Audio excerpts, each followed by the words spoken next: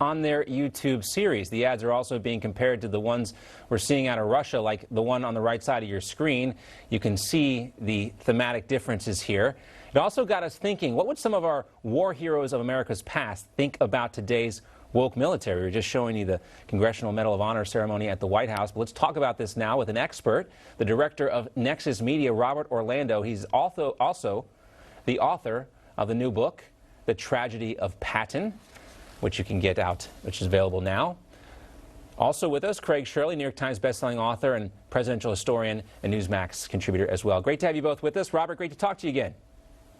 I'm fired up. I'm glad to be back. All right, so General Patton, kind of known as the ultimate alpha male when it comes to the U.S. military, quite a close horse as well. But what do you think he'd be saying about these new woke military recruitment videos?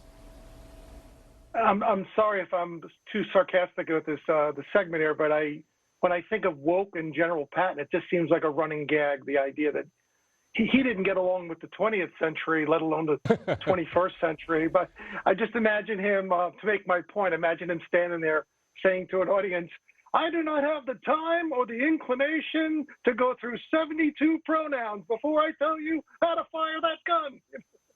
Yeah, I mean, Craig, when you look at today's military, I mean, I would love to know what this Colonel Puckett is thinking, getting his congressional medal, what he had to do in Korea, you know, draw fire away from the Chinese military, protecting 21 of his fellow Rangers. That's real leadership. You know, these stories don't necessarily match up with that kind of military. No, John, today's 21st century military unfortunately represents more like the campfire girls than it does a force that can kill things and break things. Patton would be appalled. Patton would use a lot of colorful metaphors in describing the woke generation. This is not supposed to be politically correct. This is supposed to be about winning wars. Unfortunately, we find ourselves in a situation where the left has methodically taken over one institution in America after another. The family, Hollywood, college campuses, now it's the Pentagon. They're mounting an assault on taking over the Pentagon and making it basically ineffectual as their ultimate goal of making America weak and helpless. Yeah, let's talk, Robert, about the book a little bit more. And what do we learn about General Patton that we didn't know before? Obviously, a lot of folks have seen the George C. Scott movie, but there's some great tidbits in here that folks might not know about General Patton. Talk to us about it.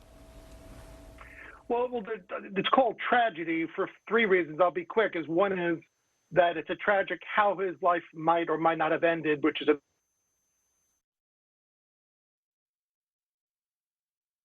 a hero as he imagined himself. The second tragedy was that we didn't listen to his warnings about World War II, which was that the Cold War was coming, and we were not finished drawing the boundaries of post-World War II and ultimately fought the Cold War. But the tragedy why I jumped in and went beyond a film, which was the film's called Silence Patton, www.silencepatton.com.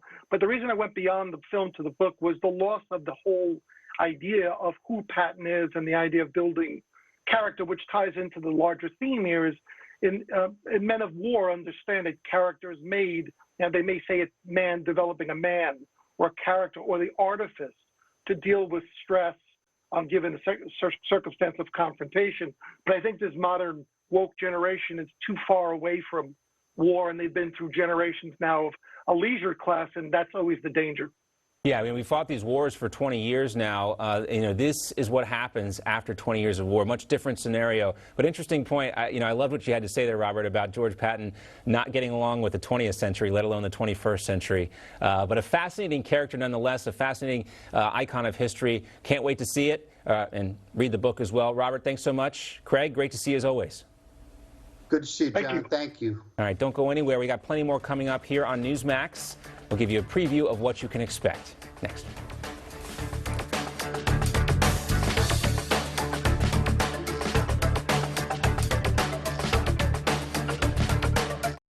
Closed captioning brought to you by Pray.com, the #1 app for daily prayer and bedtime Bible stories. Bring light to your day. Strengthen your spirit. Download Pray.com right now, the #1 app for daily prayer. Amidst all the noise, the chaos, lies uncertainty. Uncertainty about the pandemic, the economy, taxes. Only one thing is certain, like death and taxes. The Fed is going to keep